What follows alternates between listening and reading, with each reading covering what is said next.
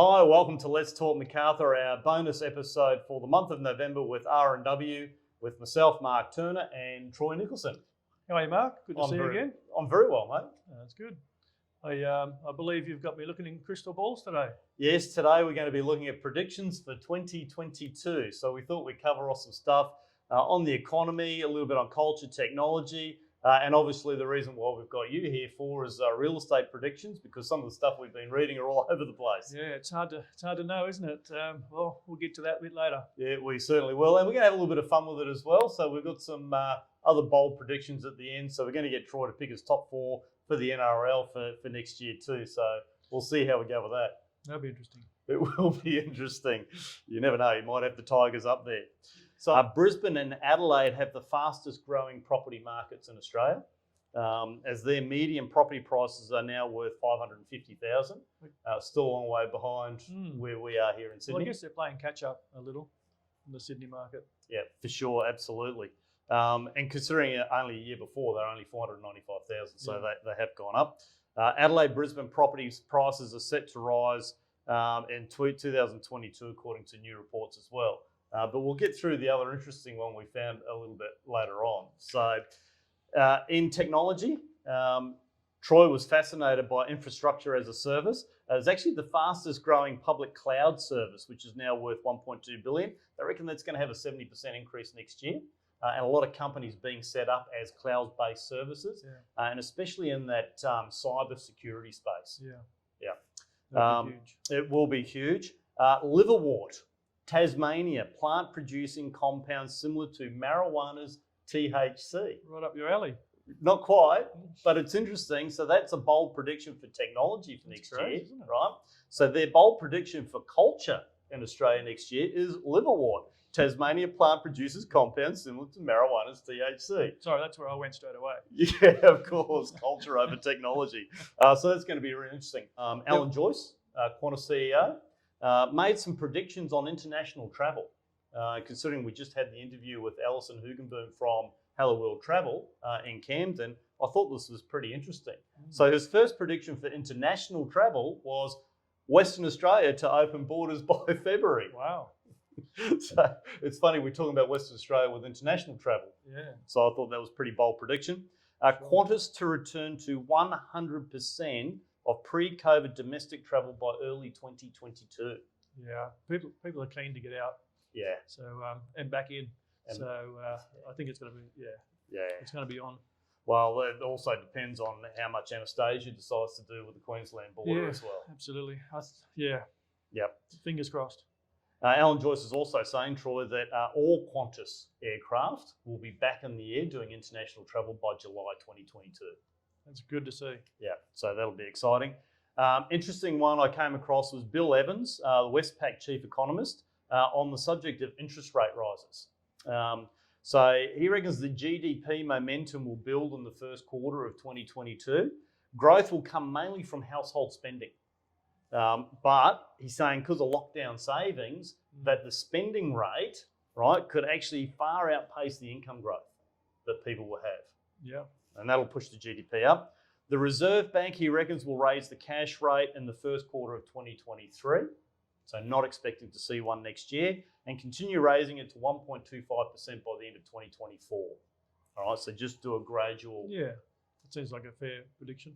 Yeah, and some people are saying they reckon they're going to do it to slow things down next year. I think they want this burst in the economy to get going. I think initially they'll use finance to control the market rather than interest rates. So I think 2023 is more likely to be settle down a little bit. Yep, for sure. Interesting, they reckon the unemployment rate to fall to 3.8% in 2022. Wow! So they're really looking for full employment. So that's good for the economy. That's great. As long as we're not starting to get into that overemployment situation where we have multiple people just doing the same job for less money. So we don't want that. House prices, he says, will fall in 2023. All right, so there's another prediction to add to your comments later on. And the RBA will achieve its objective of 2.5% inflation, full employment and wages growth to around 3% by the end of 2022. Yeah. So they're all pretty interesting. There's some other interesting predictions that were made for 2022 based on the economy, but from experience, we've seen those change as soon as we get into the first quarter of the year that they're making their predictions, right? We won't have to wait too long. We won't have to wait too long. So, Troy, what about some real estate predictions? What are we seeing? Well, I mean, if you go to yahoo.com, for example, they're seeing a fall of between 5 and 10% next year. Wow. Then you look at, say, 9news.com, and they're predicting an 8% rise. So I like to tend to keep my opinions to the local area, and I think the local area is still a vibrant market. We've got so much infrastructure happening. We've got, employment. We've got all the right things to keep our market afloat. So I would see a flattening of the market, but I don't see any. I don't see prices falling in any way at all.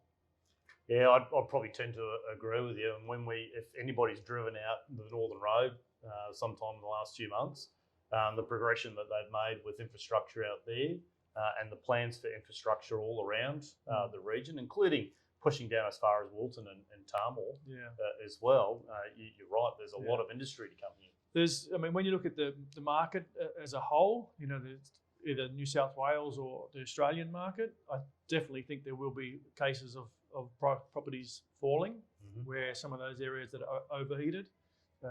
But I think the Macarthur area is quite firm for next year. Yep. Do you think we'll continue in 2022 to see that migration of people from closer to the city out to these areas? Yeah, I would think so. Yeah, it's still an affordable area, even though we're stunned at some of the prices that we've been able to achieve. It's still relatively affordable compared to the inner city. Yeah, I watched a live auction from last weekend in Bella Vista, and it was a 700 metre square block of land that sold for $2.62 million. It's absolute craziness. Lotto numbers. Lotto numbers, exactly right. And I think we'll start to see those dissipate and, as you say, flatten out for next year and get a little bit more sensibility back into the market. Which is good for, it's good to have the market stable rather than overinflated or, going too crazy. It's much better for, I think, both seller and buyer. Yep. And I think we're pretty well set up to help people navigate their way through that as well with the team that we've got at R&W. Absolutely. Yep, which is good. So we thought we might have a little bit of fun with some predictions. So Troy, I'm going to run through these. These are the top fashion trends for 2022. I didn't say for who, but mini skirt suits that make an impact is going to be a major fashion trend. So like a suit top with a mini skirt, bold colours. I didn't quite understand this one until I had a bit of a read of it, but solar power colours for office, beach and nail salon. So these are like your sunburnt oranges and that sort of stuff, right? Reminds me a little bit of Robin Williams and Good Morning Vietnam when, they've got the black outfit, put a string of pearls on it, looks fine, right? You can go to a cocktail event. Maximum midriff.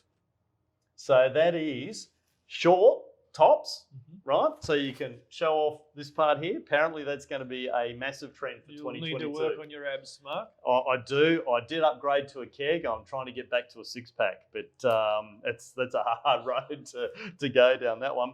Beachwear as all-day wear. So I'm not sure whether you would like to bring that into part of our uniform. To the R&W uniform? Yeah, we could have R&W togs. No. No, okay. And I thought this one was interesting, but see-through garments. Okay. No comment on that one? Nope.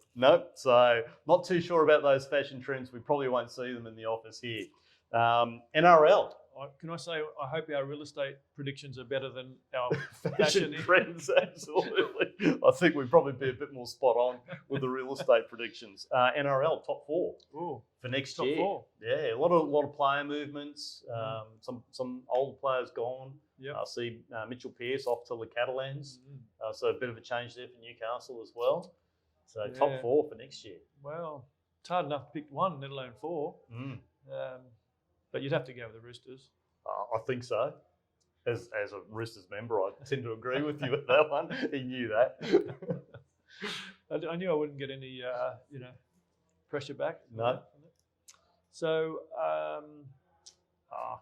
local team, Tigers? West Tigers. Yeah, So. and look, a good injection with Tim Sheens as the head of coaching now as well, director of coaching, whatever they're calling him. I think he'll have a bit of an impact, and they got Benji back to be involved with the team as well from a coaching standpoint. So that'll certainly add a little bit of passion into the Tigers side, which is good. I'm not too sure if I agree with you about top four with that though. I think Optimistic. I think unfortunately you still can't go past the Melbourne Storm. Yeah. I think they'll probably still be there. The fourth one. Geez, I think it's going to be a real dogfight for the top 8 actually next year. It's going to be really interesting to see whether Canterbury can make the top 8 with all the purchases that they've done with players. That's going to be interesting as well. But I don't know. Let's just throw in the Sea Eagles. Where do you think the new Queensland team will be? It'll be. Look, I don't know. It's supposed to be the Dolphins, so I think Redcliffe. Is it Redcliffe? Yeah, and that's 2023. So it'll be interesting. They've certainly got a pool of talent up there. But yeah, I think NRL, we'll just put it down for the Roosters for a win next year. And both Josh and I'll be happy. We'll go with that. Yeah. Best movie picks. So a lot of these movies haven't been released yet in Australia. There's always a problem we have here, but I watched a few of the trailers, so I'm going to get you to pick one. I'm going to give you the top few, right? Belfast by Kenneth Branagh, which is actually a little bit of a biop on him in his younger days in Belfast. The Power of the Dog, which has got nothing to do with the dog, but it's the new movie by Jane Campion, and she hasn't made one for about 10 years apparently, so that's good. June, which I'm really excited about because I read all 10 books. I think it was 10 when I was a teenager. I've been waiting for somebody to make a really good version of that, and that's been directed by Denis Villeneuve, who did Blade Runner 2049. So looking forward to that. And Lin-Manuel Miranda, which my wife is very excited about. So Lin-Manuel Miranda from Hamilton fame is doing a movie called Tick, Tick, Boom, which looks really, really good. So check those out. Have a look at them on IMDb for the trailers. So which one of those do you think might get the nod? Past Belfast. Yeah, I think it's going to be a pretty special story. And the Academy loves a true life story too, or something that's representative of a true life story. So yeah, Belfast, check that one out. Looks good. We went to a website on most popular boys and girls names for 2022. So Troy, what have you got for most popular boys names? Well, we've got Liam, Noah, Oliver, and Elijah. Wow. Isn't it funny? There's like a few older style names in there. Oliver, I think, has been pretty popular for a while. Elijah and Liam again, sort of probably back in the 80s was a popular name. So that's interesting to come around. Most popular girls' names for 2022, like Oliver, you've got Olivia. Olivia, yeah. Yeah. Emma, Ava, and Sophia. Sophia. Okay. A little bit of European influence there. Quite like Sophia. Yeah.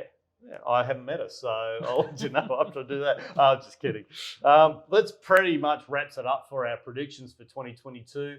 We'll have another R&W bonus update when we come back in January of next year. We won't do one because otherwise we'll be right on Christmas, Troy, and I think we want everybody this Christmas just to relax, enjoy their family and friends. Focus on family. Focus on family and friends and have a great time. Yeah, fantastic. Merry Christmas. Merry Christmas. Thanks, Troy. Thank you. You're welcome.